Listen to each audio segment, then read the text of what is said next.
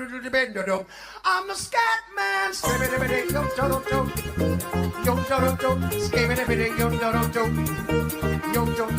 scat man.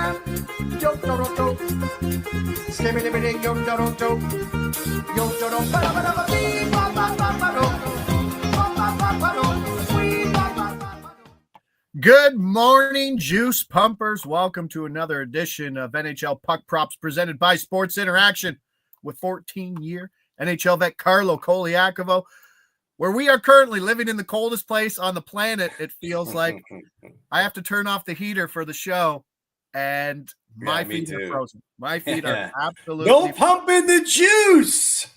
Yes. Patrick Laine, you were doing the show yesterday. He got his 3 shots. We had that going yesterday. The Habs are looking good. Wow. Habs are looking for that number 3 spot, no? Yeah. Habs are sniffing. They're sniffing that number 3 spot. They got the juice pumping in Montreal right now. Yeah, it's awesome. So good morning to all the pumpers there in Pumper Land. Good to see everybody fired up for a Wednesday. Nice little 4-game slate, but it's like we always say, we like the 4-game slates. But this slate just looks like an underfest, maybe outside of the Toronto game. When you got Mackenzie Blackwood versus Connor Hellebuck, that's and you're getting 5.5. Well, there's no 5s during the regular season. That won't hit to 5 until the playoffs, maybe. But do us a favor, and this is the goal this week: share and get these videos, get these impressions up, get the engagement up. That's what I need from you guys this week. I'll do my part. Yeah. You guys do your part. Hit the like button. I know you guys, everybody there. If you haven't subscribed, do it already. But let's get those views up. Share. Get some numbers up. Quantify it. Let's go. I want to get off the top. Just did it. Attaboy. Future bet. Off the top. Leafland. It's like 1 week. They're amazing. Next week, it's like, sky's falling, and now the sky's not falling. Everyone.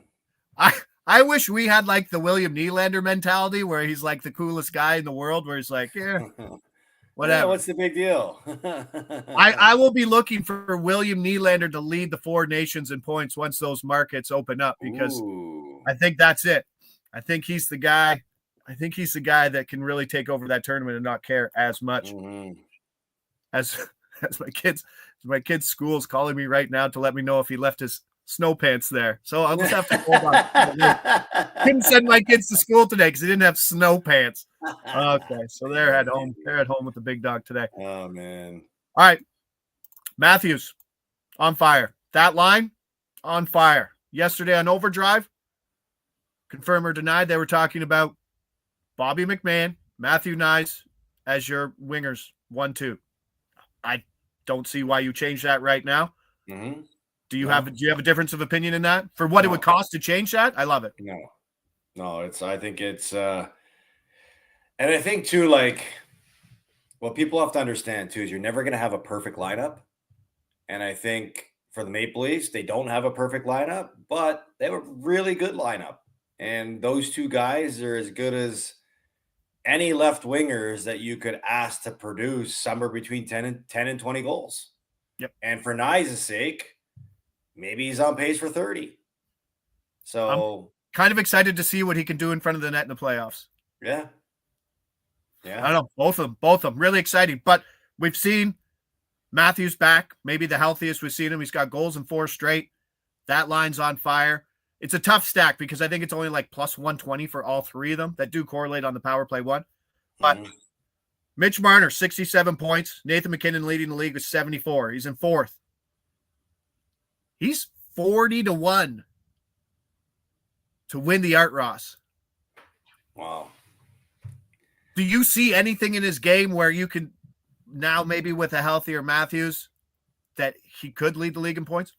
Well, do I see anything in his game? I don't think it's anything that we haven't seen in his game. I mean, this guy is one of the best playmakers in the league. He's one of the smartest hockey players in the league. He's one of the best wingers that drives offense on his own, doesn't really need, an elite center iceman. But now you add that to him, and especially with Matthews looking like himself now, I mean, the offense has picked up since Tavares has departed the lineup. You know, you just look at the last 3 games, 4 goals, 7 goals, and 5 goals the other night. So 16 goals in 3 games. It's pretty good. Pretty good for this group. And you look at who factors in on most of these goals. It's Mitch Marner. The only thing is I can see Mitch Marner keeping up at this pace, but does Nate McKinnon slow down? That's the question. Like, but 40 to 1 is not like a guy within like striking distance. No, it's tremendous value you're getting at it for a guy that is in 4th place and has the potential to be a 2-point a game player, because that's what he's been recently. But I mean, I would still hit it based on just the potential and the odds that you're getting at that, because anything can happen, right? You don't want to wish injury on anybody, but something could happen to McKinnon where he's got to miss a little bit of time. And Draisaitl right now has got to play 2 more games without McDavid. Kucherov, you know, there's no Stamkos effect there. And it looks like they're kind of in a mid-season slump themselves. I mean, they lose to Montreal last night, even though Kucherov did get 2 points in that game. But it's there. It's within striking distance. I just don't know if I feel confident enough that McKinnon's going to slow down at the same pace Marner has to be at a 3-point a game pace to catch him. For comparison, Nylander for the Rocket for the most goals, he's kind of in the same spot. He's tied for second, but he's 6 back from Draisaitl, who went off again last night without McDavid in the lineup. He's plus 750. Like, there's such a difference between it. Yes, Marner might not win it, but that price shouldn't be 40 to 1 right now. Yeah. That's what we agree on? I agree, yeah. Okay. Yeah. I like it. But as a Leafs fan, I think that's a great bet to run for the season. Cheer for Marner, cheer for that, because guys like Nylander to win the Rocket plus 750, probably not something that you want to buy. There was some 30 to 1s a while ago. That was a good spot, but I don't know. I think if you want to cheer for the Leafs going forward at a big price ticket, 40 to 1, Willie Nylander, most points in the league, isn't a bad look. Bobby McMahon for a point, of course, Brewski. Of course. And it's the same thing we see constantly. Books don't adjust quickly in terms of opportunity. And nice time. He's playing over 19 minutes a game. That's up from like 15. Yeah.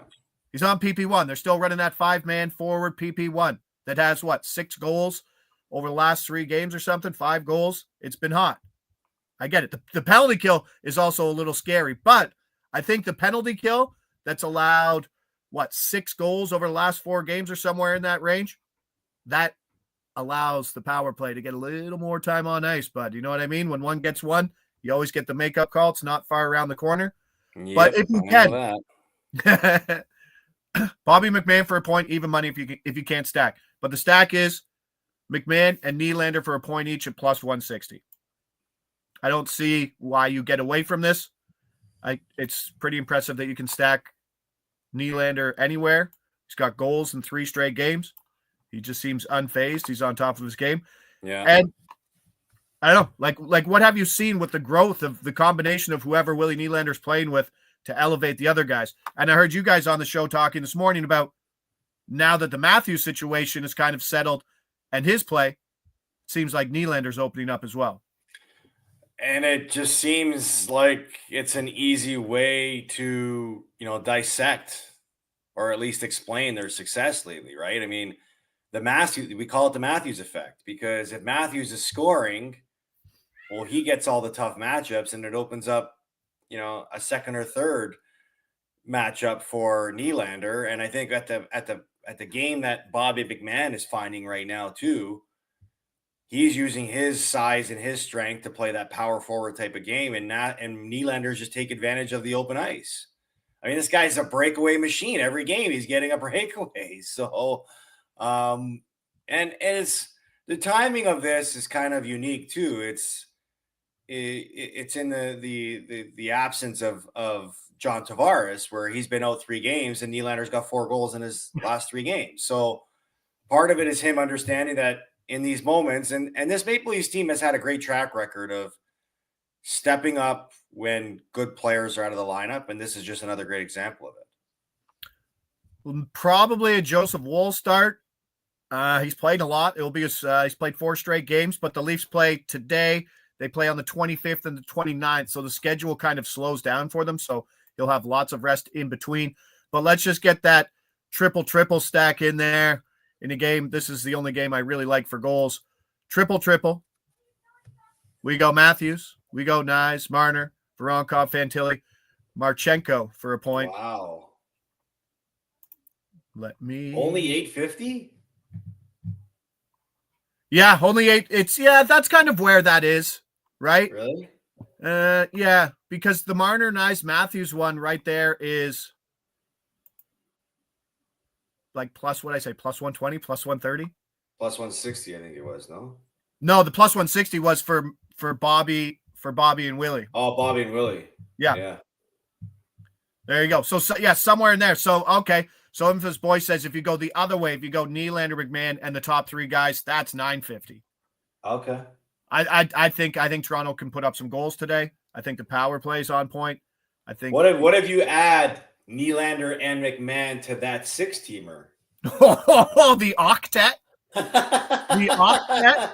All right, chats. Tell us what the octet is. If we add the triple, the triple double, we are going in uncharted territory. We're going into basketball stats. But it's hit. But like you see the goals, like it's all of a sudden like you just have all 5 guys on that Toronto power play. Like it's not a crazy correlation. The chat puts that together. Let me know what all 5 Toronto forwards. It's got to be like plus 1,200, no? No, it should be close. Or plus 18. 20, 18. If Brings you swap Marner point out for an assist, okay, there you go. Plus 1738. I don't know about that. It's got to be more than that. No, it's 8. Yeah, you'd want more than that because I don't know. Yeah, that's plus 1900. It's a little scary. A little scary. I don't know, but like it's Joseph Wool, their situation, right? You know what I mean? Like is Joseph Wool going to have a great game? Columbus, we know Columbus. We stack Columbus a lot. We know the difference in their games at home versus away. So that trip, I would rather go all 5 Toronto players, probably somewhere in that 4 to 5-1 range, maybe, than the triple stack. The what do we call it? The triple double. The triple double. The octet. But I do like everyone's contributing on that power play, so it's not a bad spot to get. Agreed. All right. Joe Osborne's in the house. Hey, Joey! Picklist. There he is. Yes, the Picklist. You love that name, eh? The name that you coined. Joe, give us some winners, bud. Give us some winners. Come on, Joe. But I do like the hockey winners. Compared to the other games, this is the one that I like for goals. As I try to bring up the games there. Next one, Boston, New Jersey. This one is so tough in terms of what it is. New Jersey's losing. Boston's coming off that big win versus San Jose, who collapsed again last night. Yeah, crazy. Back-to-back games, they collapsed in the 3rd period. Yeah. And what was the article I saw today from San Jose? It was like, this time last year, we didn't even have leads in the 3rd period. Nice. Yeah, that is nice. That's a way to sugarcoat it. But San Jose, absolute collapse versus Boston. Boston looked good. They got Matty Poitras. How do you pronounce his last name? Poitras, yeah. They finally given him a crack because like their centers have been awful this year. Let's be honest. Lindholm and Zaka shouldn't be number 1 and 2 centers. He's centered in the second line. He's not playing power play 1 right now, but he's had helpers in 2 of his last 3 games since the promotion. McAvoy's still out. Lohrei still PP1 for the Buds. But Boston is giving up. Have you seen the amount of shots? We can go Boston money line right there. I do like it because New Jersey's losing. Boston, and there's another angle I want to get here. Last 7 games, Boston has allowed 28 shots. That was to San Jose. 44, 45, 43, 30, 38, and 37 shots, bud. That is a ton. That's their shot streak recently? Shots allowed. Like in their recent stretch of games? Or consecutively, yes. Oh, wow. The bubble has burst in Boston then, eh? The bubble has burst in Boston. Your use of alliteration is not lost on me there, pal. Yeah. But I was looking at it. I was trying to find out who to take. I think the two guys you could take are Jack Hughes. He's kind of just out of a buy point over 3.5 minus 135. I don't love it.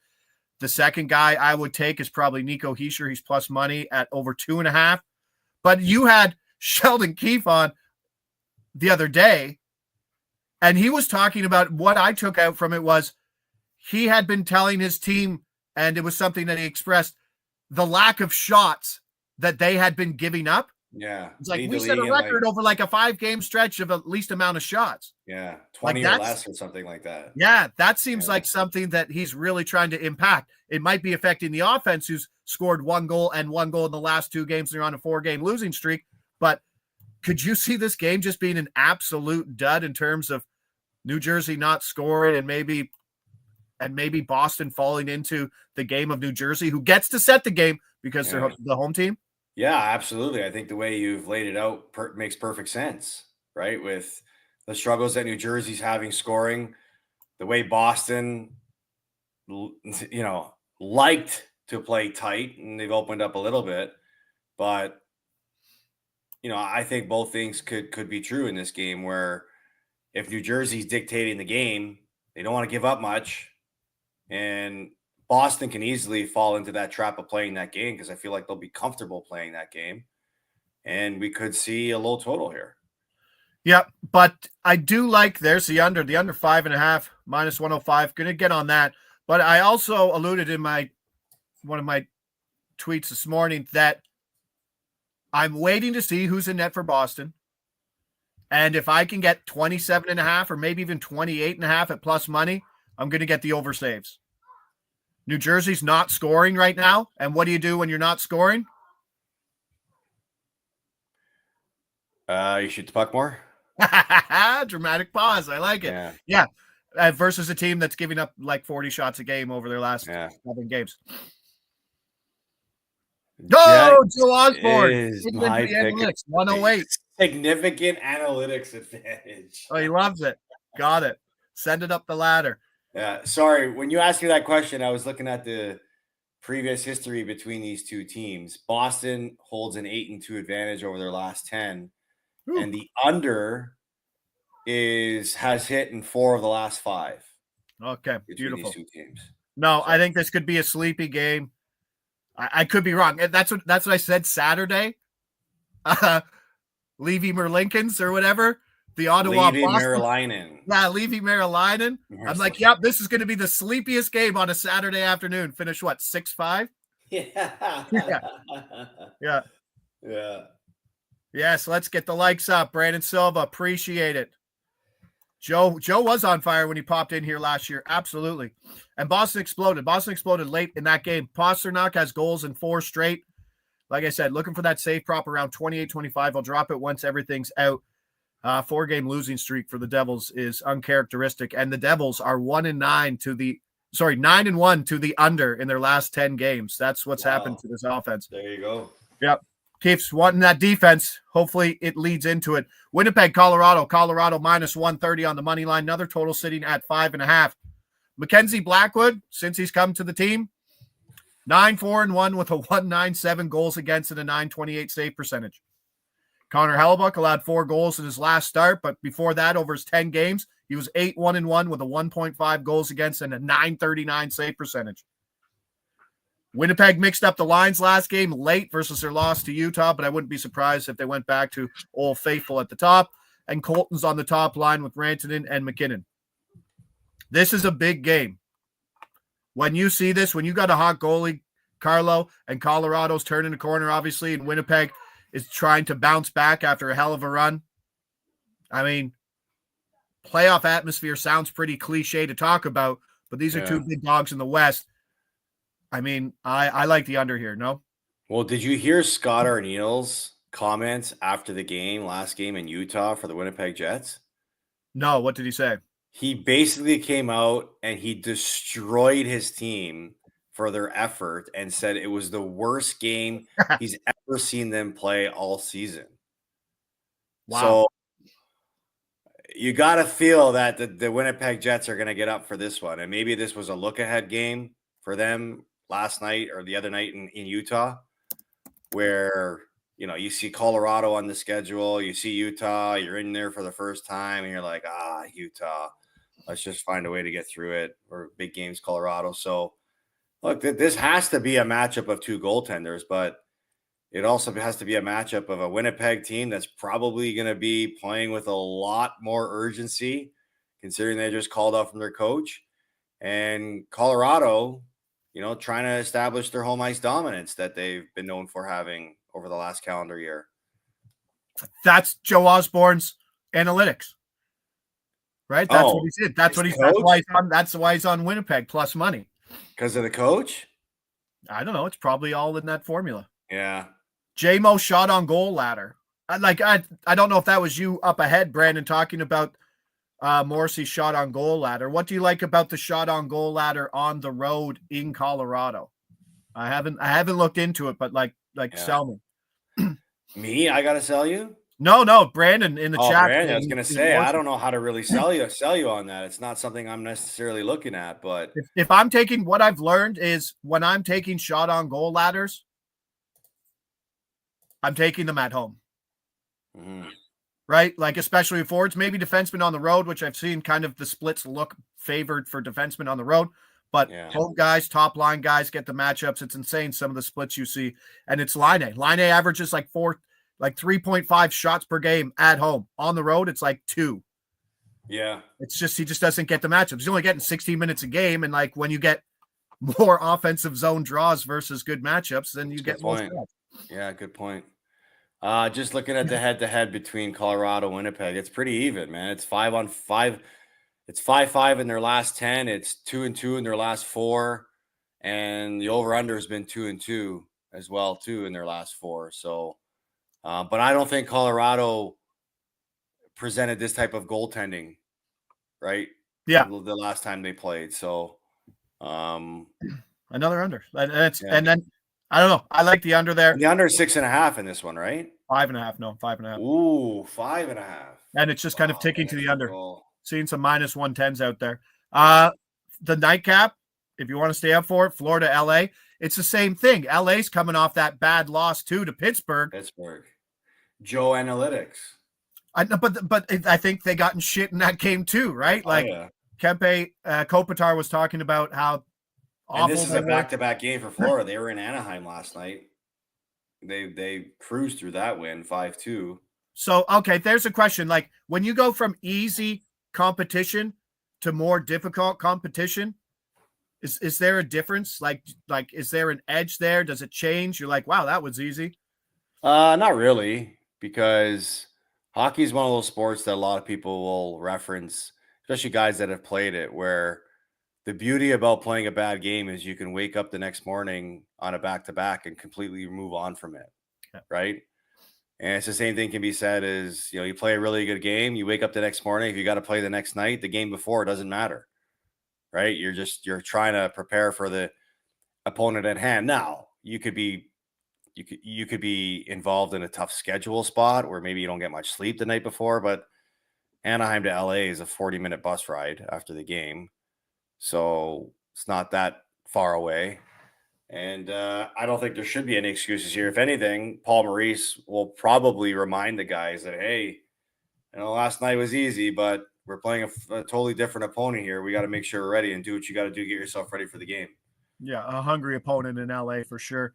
Panthers are 5-1 on the second leg of a back-to-back. Appreciate that. Rich, Grade A Fantasy saying odds aren't huge for power play points, but Florida's second in penalty minutes. Kopitar plus 290, Kempe 270, Fiala. Interesting. Fiala's a funny name because he's not a guy I ever look to bet, but his numbers are still always the shortest of every guy. I always want to get Kempe and Kopitar. That's the line. If you want to throw in someone they took it out. One of those days.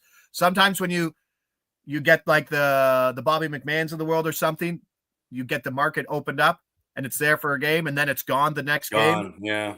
Alex Turcotte was a guy I was on in the Pittsburgh game, just playing 5-on-5 on that top line, not available today.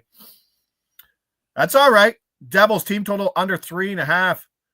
I think you're going to have to lay a ton of juice on that 3.5. I'll double check, but I just like the under there. So there's a sneaky stack, and I'll try to pull it up, and it's using the both teams to score,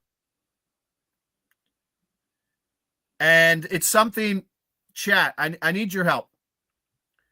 Give me both teams to score no on the 3 games that we like the under, the Boston game, the Winnipeg game, and maybe the Florida game. Both teams to score 3 goals, no, and you should be able to get a pretty decent price. Like a parlay? Yeah, like all 3. Like I don't even, I like both teams to score 2 goals. I don't even like that. Right. But there's a spot where you could potentially, like Boston, yeah, maybe it gets loose again, but I'm not seeing a lot of 3-3 games on the stack outside of maybe Toronto and Columbus if Columbus brings its best offense. I think you should be able to get plus money on it. If anybody there in the chat could help me. Both teams to score 3 goals. Both teams not to score 3 goals. Yeah, both teams not to score 3 goals. That's the play. And we'll try to bring it in here as I try to get those odds. Anything you like in terms of, before we get going here, future stuff? I mean, well, I'm all over Lane Hudson. So, and like he's still plus money. Zach Werenski to win the Norris. Plus, okay. JPC says, all right, there it is. So all those 3 games, appreciate it, chat. Thank you. That saves me signing in. Plus 120 to plus 140 for those 3 games. None of them to go 3-3. Yeah. That seems like a pretty good bet. I might throw that in there on a game where I'm trying to find some plus money and some unders. I mean, I don't want to get double sewered by playing a lot of unders, but. Well, there, DK has plus 9-1, 961 for all 3 games. We're betting at Sports Interaction, bud. Stop it. We're betting at Sports No, Interaction. I'm just saying, and look at the odds, right? Yeah, 120 to 140. Hits 4 goals. That's, no team hits 4. Yeah, but I'd like one team can win 5-1 and we still win the under 3.5. That's fine. Yeah, that's different. That's what I want with that. Cale Makar under a point. So Tanner Kramer brings in a good one. I haven't really looked at all the under numbers because my mind usually goes straight to overs. But there are some spots in these big games with big players and their points under, right? Like Jack Hughes, I believe he's 1.5 and Pasternak's 1.5, but there's some other guys on that line, like Bratt under 0.5 points. That's probably solid plus 160. Guys on Winnipeg, like Velarde, he might get shifted around. There's lots of spots where I think there's some good value on the unders, and you don't hear me say that very often in the player props. What did I hit yesterday? Stankoven and Roslovic. Stanky. Stack under. Stanky doesn't have a point in 14 games. Wow. He's struggling. But yeah, let's go that. I'll drop some more plays later today, but for the show releases, let's go. McCann, Nylander, stack, plus 160. Then the modernized Matthew Voronkov, Fantilli, Marchenko. Triple stack, 850, half a unit. Boston money line. Boston, New Jersey, under 2.5. Colorado, Winnipeg, under 5.5. Lots of unders. It is, yeah. And Tanner, I'm getting that same feeling. Lots of playoff feeling games tonight, and hopefully that leads to some unders here, especially it's basically just Boston game and the Winnipeg game. Florida game, not so much. East versus West. Yeah, understacks are a little harder to get for sure, Bobby. I appreciate it there. But hey, on the way out, hit that comment up. Share it. Get those numbers up this week. Let's have a great week. Wednesday, we're back here. Thursday, back here Friday, 10 a.m. Small slate today, bigger slate tomorrow, as always. I'm Josh Ingles. He's Carlo Colaiacovo. This is NHL Puck Props presented by Sports Interaction. Let's get some winners. Hey, we always start the week off great. Yep. Let's do it again.